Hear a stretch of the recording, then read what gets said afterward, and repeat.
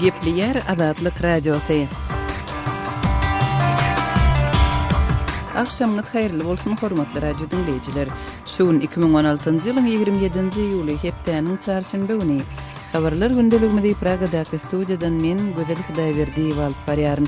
Şuňky programmamyzda Türkmenistanda indiki ýylyň başyndan aýryklygyň 10% ýokarlanjagy barada resmi taýdan yglan edilmeginiň ýa-ni haritlaryň narhy ýokarlanyp başlady. Tuğsanda daşary ýurtlaryndan getirilýän we gündelik ulanylýan haritlar bolan çigit ýaglary, şeker türlü görnüşlerdäki gaplanan we ýapyk haritlaryň bahalary öňkü narh bilen deňeşdirilendi takminan 30 göterim gymmatlady. Türkmenistanyň Merkezi banky offshore-daky karhanalar üçin türkmen manadyny daşary ýurt walutasyna çalışmagyny dowly ýatyrdy. Bu barada ýurduň Merkezi bankynyň adyndan 21-nji iýunda ýurduň ähli degişli banklaryna ýürüte görkezmeli hatyň ýollanandygyny habar berdi. Birleşen Ştatlaryň prezidenti Barack Obama geçen hepde Demokratik Partiýasynyň elektron hatlarynyň syzyp köpçüligi paş edilmeginiň aňyrsynda orsiýetiň duran bolmagynyň ehtimaldygyny aýtdy. Hemmedat mümkin diýip prezident Obama 26-njy ýylda NBC News neşri bilen söhbetdeşlikde aýtdy.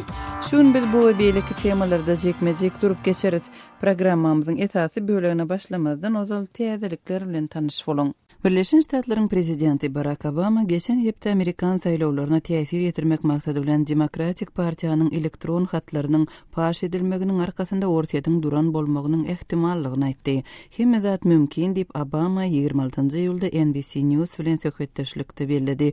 Demokratik Milli Komitetiň elektron hatlarynyň müňlerçesiň syzdyrylmagy ýokary partiýa liderleriniň onuň esasy bäsdeşi Bernie Sanders bilen bäsdeşliginde beýtarap bolmagy wada berendiklerden garamazdan Hillary Clinton'a gol yapýandyklaryny görkezdi. Bu ýagdaý Clinton'yň Filadelfiýadaky konvensiýada öz partiýasynyň resmi kandidatlyk taslamasyny almagynyň öň ýanynda dören ala sarmyklygy sebäp boldy. Häzir Federal Derňö Bürosy Demokratik Komitetiň elektron hatlaryny kimin hakerlik edip WikiLeaks'a sızdıranlygyny derňär.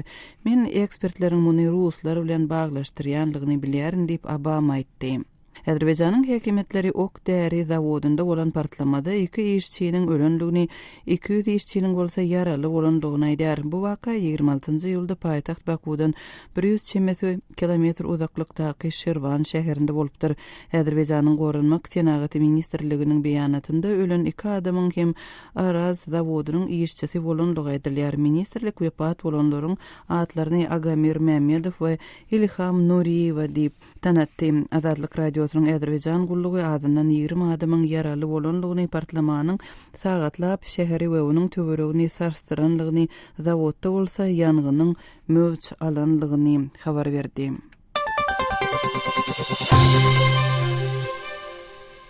Fransiýanyň dini liderleri İslam döwleti toporunyň ekstremistleriniň Demirgyk Fransiyada Katolik kilisiýasyna hüjüm edip ruhanyny öldürmeginiň soň bütewligi çağırş etdiler. Arhiyepiskop André Vinck-Trois prezident François Hollande bilen 27-nji ýylda geçiren duşuşynyň ýa-ni katoliklere ýüzlenip olary yüreklerini ornaşan ýigrençden üstün çykmaga we bir maşgaladaky çağalary bir-birine garşy oýmak isleýän İslam döwleti atly toporuň oýnuna girişmezlige çağırdy. Parijiň imamy Dalil Boubekir Fransiýaly musulmanlaryň İslam ruhanylarynyň has gowy taýýarlanmagyna iterge bermeligini aýtdy. Şeýle Boubekir dini ibadatlaryň geçirilýän ýerlerinde howpsuzlygy güýçlendirmäge çağırdy. Fransiýanyň Saint-Étienne Ruh şäherinde Katolik kilisiýasyna edilen hüjümden 2 hepde golay wagt öň Fransiýanyň Nice şäherinde bolan hüjümde 84 adam wepat boldy. Hüjümüň jogapkärçiligini şonda İslam döwleti topory öz üstüne aldy.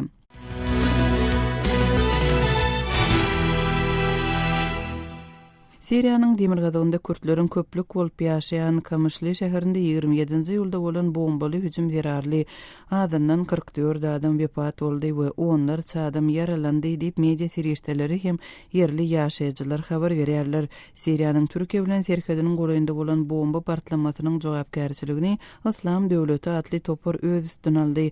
Yerli ýaşaýjylaryň sözlerine görä içi partlaýjy serişdeli ýük ulagyň partladylmagynyň netijesinde wepat bolanlaryň Lavasy parahat ýaşaýjylar sana täzelikler agentligi partlamanyň netijesinde töwerek daşdaky binalaryň ençemesiniň ýumurlanlygyny, halat edijileriň pedalary gözlemek işini amala aşyrýanlygyny habar berdi.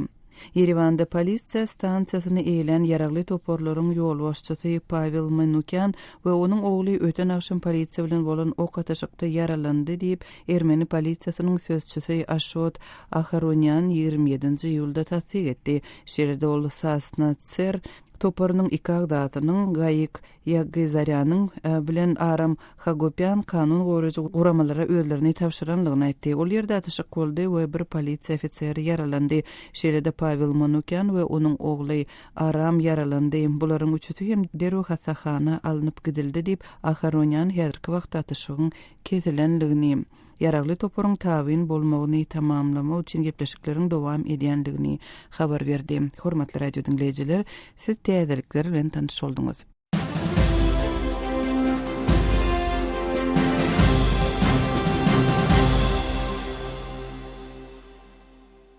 Gepliyer Azatlyk Radiosu habarlar gündeliginde başlaýar.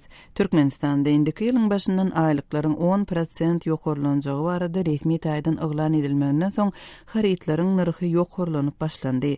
Prezident Berdimuhammedowyň büdjet işgärleriniň aýlyklarynyň galdyrylmagy baradaky fermanyna 15-nji iýulda gol çekmegenden soň bu kararyň ýurdun içerki bazarynyň bahalaryna ýetiren täsiri barada habarçymyz Röşen Çaryýewiň berjek maglumatlaryny dinläli. Şunlar Türkmenawadyň bazarlarynda ady haritlar gymmatlaýar, hususan da daşary ýurtlaryndan getirilýän we gündelik ulanylýan haritlar bolan çigit ýaglary, şeker türlü görnüşlerdäki gaplanan we ýapyk haritlaryň bahalary öňkü narh bilen deňeşdirilendi, takminan 30 göterim gymmatlady. Gymmatlama soňky 3-4 aýdan bäri dowam edip gelýär. Meselem häzirki wagtda 1 kilogram şekeriň bahasy 4 manat 30 tenge bolsa, onuň öňkü bahasy 3 manat töweregindedir. 1 litr günewa kar ýagynyň häzirki bahasy takminan 8 manat, onuň öňkü bahasy 6 manat geçmeýärdi. Azy haritlarynyň tas ählisiniň gymmatlamagynyň yerli ýaşaýjylara yaramaz täsir edýändigini aýdýarlar.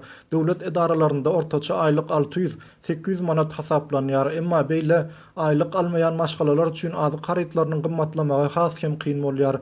Töwdäwärler azy haritlarynyň gymmatlamagynyň sebäplerini hökümetiň dollara girdilen çäklendirmeleri we onuň gara bazardaky narhynyň ýokarlanmagy bilen baglanşdyrýarlar. Ýatlap geçdik, bugünkü gün gara bazardaky 1 dollaryň bahasy 6-7 manat aralygynda bolmagyna galýar. Azy haritlar indi gymmat bolar sebäbi onu daşary ýurtlardan getirýär. Daşary ýurt sowdasy bolsa, diňe dollar ýa-da euro bilen kesgitlenýär. Getirilýän tatlaryň aglawasy özümizde önenok, ýa bolmasa bazar üçin edip ýetişenok diýip özüni erkin diýip tanadan 40 ýaşlaryndaky türkmenawatly sowdagar aýdýar. Erkiniň sözüne görä dollar satylmasa daşary ýurtlardan gidip harit getirmekligiň hem hiç kili girdejisi bolmaýar. Girdeji bolmasa harit getirilişi azalýar. Bu içki bazarda haritlaryň gyçylygyna sebäp bolýar diýip ol sözüniň üstüne goşdy. Haritlaryň gymmatlamagynyň ýene-de bir sebäbi hem daşary ýurtlardan azy haritlaryny getirýänleriň sanynyň azalmagy bilen baglanşdyrýarlar. Ençeme sowdagarlaryň ýuwaş-ýuwaşdan daşary ýurtlardan harit getirmeklerini goýup başlandyklar barada sowdagarlar Azatlyk Radiosuna beren gurrunynda aýdýarlar. Olaryň öz işini goýmaklarynyň sebäbi hem dollaryň gara bazardaky narhynyň barha ýokarlanmagy we dollaryň gitdigiçe gytalýandygy bilen bagly diýip aýdýarlar. Getiren haridyny dollaryň bir bahasy bilen getirýän, emma getirýän çäň baha ütgeýär. Şol sebäpden biz hem şoňa görä gymmatlatmaly bolýar diýip Türkmenawatly sowdagar Rüstem aýdýar. Emma häzirki wagtda Türkmenawadyň bazarlarynda diňe daşary ýurtlardan gelýän haritlar däl, eýse ýurdun içindäki haritlaryň hem bahasynyň gymmatlap başlandygyny görse bolýar. Meselem ýurdun içinde paxta çigidinden öndürilýän ahal ýaglarynyň 1 litr gutusynyň bahasy häzirki wagtda Türkmenawadyň bazarlarynda 6 manatdan satylýar. Şeýle-de Mary vilayatynda öndürilýän şekeriň bir haltasynyň bahasy 210 manatdan satylýar. Azy haritlarynyň bahalarynyň ýokarlanmagyny saklamak ugrunda yerli häkimetler tagalla edip başlany meňzeýär. Şu hepdäniň başyndan näre Türkmenawadyň gök bazarynda çigit ýaglary we şeker ýaly önümleri öňkü bahasyndan satylmaly diýilen buyrugyň berilendigini sowdagarlar aýdýarlar. Emma bu buyruk bilen nägile bolýan sowdagarlar az däl. Özleri palançadan satsınlar diýýärler bolen. Men bu harydy öz pulum aldym, şondan girdeji görmesem satmaryn.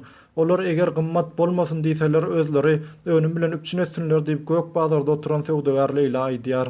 Aydylmagyna görä hökümet tarapyndan bahasy 3 manatdan bolan şeker getirilip bazarda satylýar, emma onuň mukdary az bolan soň derruw gutarýandygyny aýdýarlar. Häzirki wagtda Türkmen awadyň gök bazarynda daşary ýurtlardan getirilen haritlaryň sany hem azalýar. Soňky gezek azyk haritlarynyň bahasy 2014-nji ýyldan 2015-nji ýyla geçilen ýylyň başynda manadyň hümmetsizlenmegi we benziniň bahasynyň galmagy bilen gymmatlapdy. Habarçy Madrewşan Çaryýewiň maglumatyny dinlediňiz. Türkmenistanyň merkezi banky offshore şirketler üçin türkmen manadyny daşary ýurt valutalaryna çalışmagyny doly ýatyrdy. Mundan öňki senagatçylar we telekeçiler bileşiginiň agdalary üçin daşary ýurt valutasyna pul çalışmak mümkinçiligi ýatyrylypdy. Türkmenistanda ýylyň başyndan beri milli puly daşary ýurt valutalaryna çalışmak boýunça ýerdilen çäklendirmeleriň nowatdakysy barada kärdeşim Sehranyň berjek maglumatlaryny dinläli.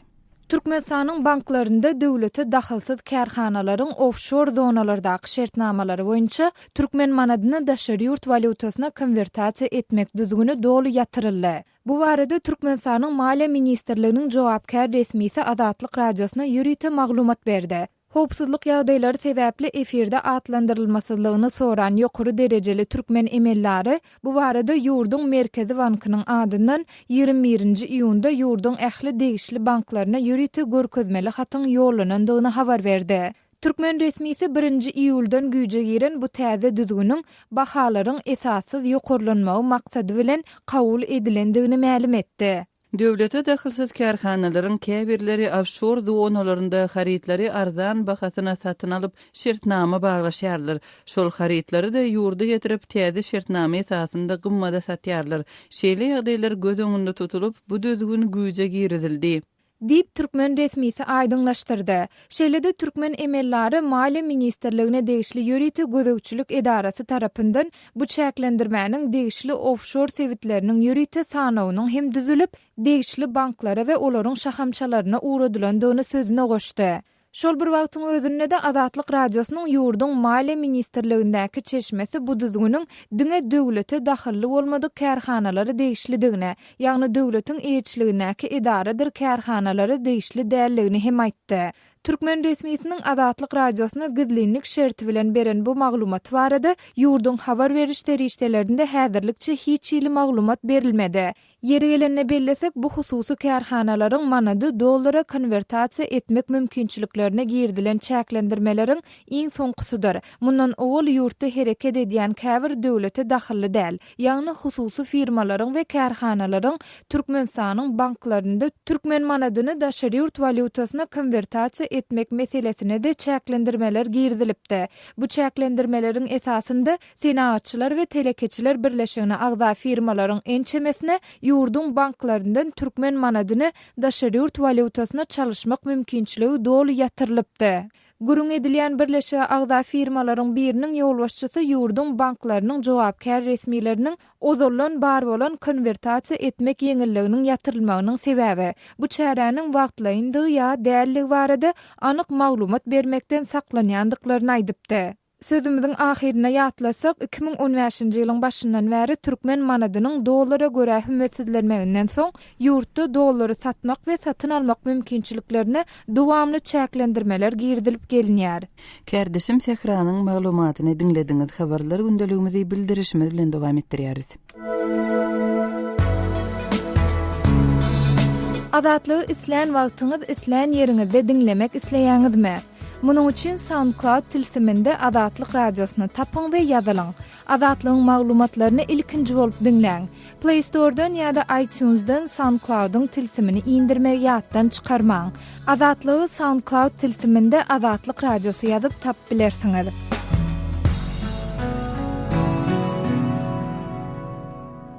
Gepleyer Azatlyk radiosy siz habarlar gündeligimizi dinleýärsiňiz. Türkmenistanyň Agrar partiýasy ýa-ni ýakynda özüniň ikinji we nowatdan daşary maslahatyny geçirdi. Türkmen resmileriniň aýtmagyna görä 2014-nji ýylda döredilen Agrar partiýasy ýurtda köp partiýalygy östürmek maksady bilen döredilipdi. Emma türkmen mediasynyň maglumatyna görä partiýanyň häzirki maslahatynda onuň agdalary prezidentiň adyna öwgüli çykyş edipdirler. Döwlet başlykany bolsa owa hojalyk buğdagynyň kemçiliklerini tanqid edipdir. Owa hojalyk buğdagyndaky meseleler barada kärdeşim Ýoşan Anurwanyň Türkmenistanly ýazyjy Aman Murat Bogaýew bilen geçiren söhbetdeşligini dinläli. Devlet başçısı tarafından aydıran umum belirlikler hakkında asasan aydın gurrun edilen o Türkmen metbuatında da haber verişleri istelerinde de. Yani umum aydılayan zatında önümüzde oylan vazifani üstünlüklü çözür. Neşme vazifeler sözlü uçunen bizine elinden dağımız kaygırmartıyını boş uğru adalar olin. Metbuatı da neyse deysen var böyle haber verişleri istelerinde de var. Alaytada Agrar Partiyanın Novat'tan naşar getirilen ikinci urultayından sonra şu mesela büyüklü dolonluk gerinizeklerli ona hayp şeyde bolmadığı inlerki sol Agrar Partiyanın ağzaları olan adamların çıkışlarda adamlar televizyonda yine ayırda orkayı iskaldırıp verildi. Kaziyette örlelerde de yine önkü diyelim. Hoş vaadalar bu şöydüğüm vaada bilenen edeneğin düzeltip olmasa gerek. Bittikçe çok agrar sektörünü yurdum. Aman siz yurdun agrar puğduğunun gittigiçe çökkenliğini aydiyarsınız. Şu arada anıra aydıp bilmez misiniz? Aslında mesela devlet başkanının öden iyi ortalayın ol hakkı gurrum etti. Kanladan yönelgen hasıl yıl yerli ise kese düşmek bilen ya olmasa belli vilayetlerde buğday hasılından anlayan hasılın gittiyse pese düşüyor. Onda yerlerini 60 yılları şoğurlaşıp böyle bir kurttan son yerler. Bir yada, ikinci yadayım. Kadir'in kalkanda buğday dayanesinin de bahası bizim eyler üstkanı yok. Bir dayhanın çekken abazı bilen onun alayan bir dezisi asla birbirine bak gelen yok. Sonra esasın şu da aslında gurrum ediliyor. Mesela dayhan birleşiği değilim de aslında umumanlar artık mesutları deterdirmeyi diyelim. Ya şu dayhan birleşikte bir giden yol başı halkı tolojinin yani şu dayhan birleşiğinin ağzası olan dayhanın dağın adamın hasabını yukarı ayrılan otuyuşların hasabını avtulolor minikliyor. Yine bu adayların adamlar kadar onşu diyelim, müdahale diyelim. Yani hakikati bak gelen yok. Aman dayhanlar spesialistler bilen guruluş gördüňiz mi? Şu ýagdaýda dayhanlaryň ýa-da spesialistlaryň hünärmenliň öýleri näme pikir edýär? Türkmenistanyň o huzurlugyny nähil çykalgy we nähil çözgütler bolsa gowgolar diýip pikir edýärler. Dayhanlaryň da o huzurlugyny akrotdan berilip rahmet çekken ulaýda orta ýerleriň spesialistleri dayhanın yerini boşaltmalılar. Bir dayhanı yeri vermeli, bir dayhanı ne etmeliğini, onu ne edip Hasan Ormalılığını, Hasan yere tohum taşlamalılığını dayhanı öğretmeliler. Dayhanı bol hasıl yetiştireriyali mümkünçülükler etmeli. Yeri hususiyetçiliğine vermeli. Bizde hazır nefak edilen vurun iktisadiyeti kenağatlaştırıyor yani. Kovvat yönü Türkmenistan umuman Orta Asya agrar siyasetini, agrar puğduğunu bir gırası düşürüp yaşattırmaz bu asababıdan eliyen eklen bir de seçmesi. Kardeşim Yovşan Anna Urbanyň Türkmenistanly ýazyjy Murat Bogaýew bilen geçiren söhbetdeşligini dinlediňiz. Türkmenistanda paxta we buğday owa hojalyk puwdagynyň esasy önümçüligi uğurlary bolup durýar. Türkmenistanda elan edilen döwlet planynyň doly berjä edilýänligi ýyllary boýy elan edilip gelinýär. Dayhanlar bolsa önümçüligiň özleri üçin girdejsizdigini aýdýarlar. Dayhanlaryň şuňky kynçylyklary nämeden ibarat? Habarçy Sultan Açylowanyň Ahyl vilayatynyň kärindeçi Selim ağa bilen geçiren söhbetdeşligini dinleyelim. Şu kösenýän meseleler näme kärindeçiler? Paýtaçylar kösenýän ýeri şu paýta ýygymdy kösenýärler. Şu taýda el bilen ýygjak bolsaň, on bahara bir ardan paýtaň. Ol 5200 bolýar bahasy. Ondan ýa tutumy beýlekdi bolýar. Ýene paýtany ýygdyrjak bolsaň peslerin wagtyna 30 teňe. Ona azajyk haýalrak nemeseň ikinci ýygymda at gelene de ýa şu 40 teňe bolýar. Ýygym çabermeli. Ona taýda aňyrda da ýene şu 1 manat da bakar. Ve şiki diýäsler köne pullan 1 manat bolýar şu täze pullan. Şu 1 mardyň emini gelse bir de ýa şu ýarya gelýär ýa gelenek da doly 50 teňesi. Näme diýipdi? Tehnike ýa ýygymçy puly, otogçy puly tutulýar da şol. Onu şonlukdan adetler alınan tehelcirat bolýar da godalanda da. Geçiren kiläňe berilýärmi şol 20-30 teňe ýa öňünden avans berilýärmi? Ýok, şo geçiren kiläňe berilýär 20 teňe. Onda sen ilki ýygdyryp, ertip tawşyryp? Onundan soň alýan men. Onun bir hasap. 10 günlük dip. Yığımçın bile soň. O yığımçın bile menen özüýümden azaplaşýan. Paýta bolsun, buğday bolsun, şu daýhanyň edilmedik hyzmat üçin pul tutýarlarmy? Kowy edilmedik hyzmatam tutýarlar, daşkar işler var. Garasyna ot beýleki soňal neme ýagdaýyna hapa çöpler üçin. Şoňa aýratyn tutýarlar, tutumlara häzir 7%di paýtanky, indi häzir 9% bolu diýdiler bil. Tutum %. Daýhalar üçin iň deruriýet zat näme? Nämeden kösenýär daýhan? Paýta hammaýanlar bizde ýokdan. Ýatdy şo öň alynanlar hem ýatdyny. Jon derlermi? Ha şo jon derler da. Indi şolar ýatdy sapdy, paýta hammaýan ýok. Onu sorunu ne bize köp getdarlamyz üçin bizine köseýän da hammaýan. Paýta hammaýan. Gow ýetmeçiligi diýýärler. Hammaýan ýetene. Şo hammaýan bolsa galabeýleke paýtalar galjak galy. Her kim wagtyna ýygnajak. Ana şol ýetenek bizde. Wagtynda ýygnalman meýdanda galyan hasyl bolýarmy? Aýny galyan rak ýyllaram bolýar. Çet ýakaраklaryny galmaly bolýarda. Gaş agyrrak gelse galýarda ol. Daýhan gyzyklanýarmy? Näme üçin şu paxta ýagan maşyneler ýetmeçilik etdi? Yo daýhanyň pikiri şonu köpeldi diýen pikirde bolýar daýhanlar. Şu paxta ýagan maşyny.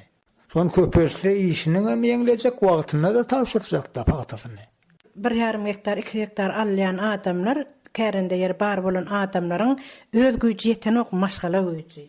Maşgala güýjini bir daşyna gelini ýa ogly bolup ýa gyzy bolsa ýetmänem duranak. Bir goňşy bolan köňe ýaşaýyp elden ýygylýar, ony az getdarlýarlar. Köne puldan, odalky puldan 5200. Bir kilen wagada 5200 odalky puldan. Indi diýjek bolan şu paxtanyň döwlet narhy, tatyn alış döwlet narhy paxtanyň häzirki wagtda arzan diýip hasaplýar. Arzan diýip hasaplýar. Häzir rahatlar gymmat da soňsyny arzan görýärler biz. Buğdaýyň narhy şonyal arzan. Habarçymyz Sultan Açylowanyň Ahal vilayatynyň Kärende Selim ağa bilen geçiren söhbetdeşligini dinlediňiz. Habarlar gündeligimizi bildirişimiz bilen dowam etdirýäris. Azatlyk radiosu bilen Telegram arkaly habarlaşyň. Munyň üçin şu nomerleri ulanyň. Goşmak belgisi 420 773 797 383, goşmak belgisi 420 724 168 983. Eger deslendik bir mesele ýa-da bolup geçen ýagdaý barada maglumat bermek isleseňiz, Telegram tilsimini indirin we biz bilen habarlaşyň. Telefon nomerlerimiz goşmak belgisi 420 773 797 383, ýene bir nomer goşmak belgisi 420 724 168 983. Azatlyk radiosu siziň şahsiýetiňiziň gizlilikde saklanjagyna kepil geçer.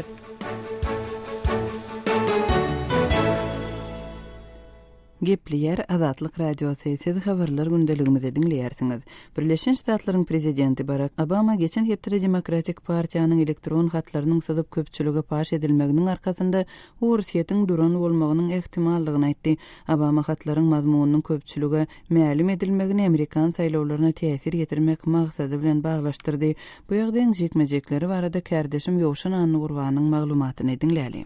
Birleşen Ştatlaryň prezidenti Barack Obama geçen hepde Demokratik Partiýanyň elektron hatlarynyň esassyzdyrylmasynyň arkasynda Amerikan saýlawlaryna täsir ýetirmek maksady bilen ursiýetiň duran bolmagynyň mümkinligini aýtdy.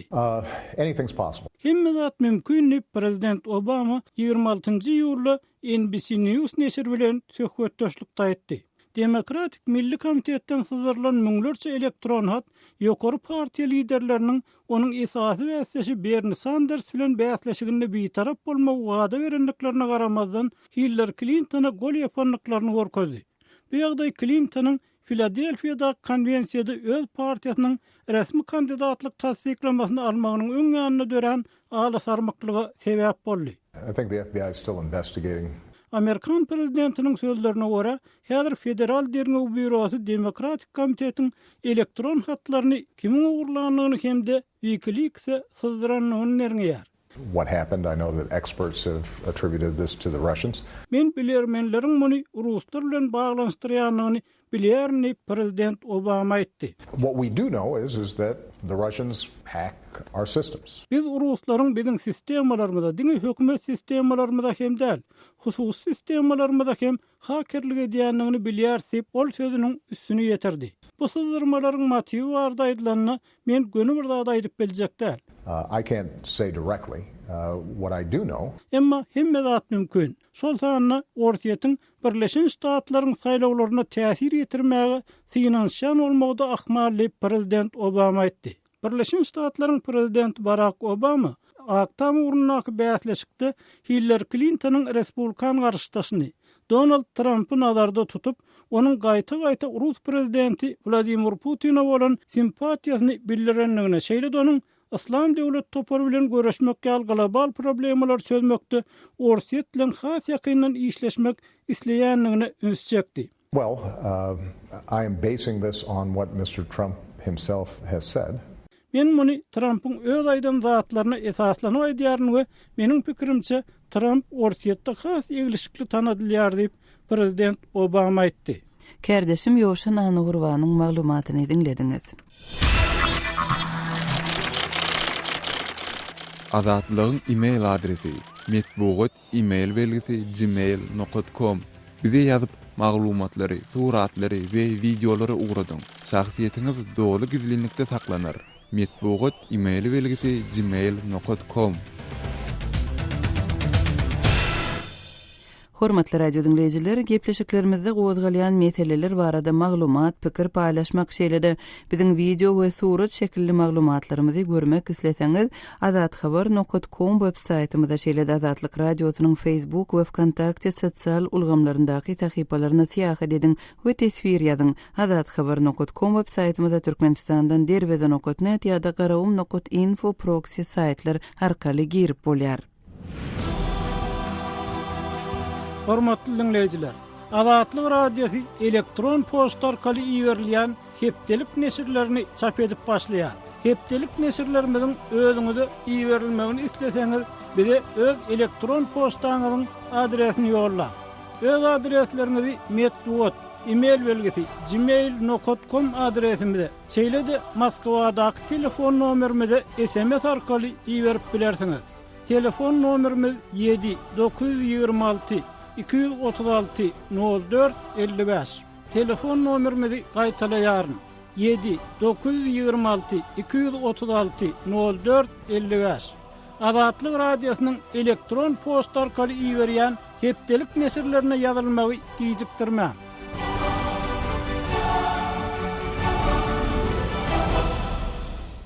Hormatly radio dinleyijileri, şunuň bilen ýarym sagatlyk habarlar gündeligimiziň şuňky sanyny jemleýäris. Saatly hareketmeden soň gepleşigimizi ýazgy görnüşinde dinläp bilersiňiz. Azatlyk radiosynyň efir tolkunlarynda galyň.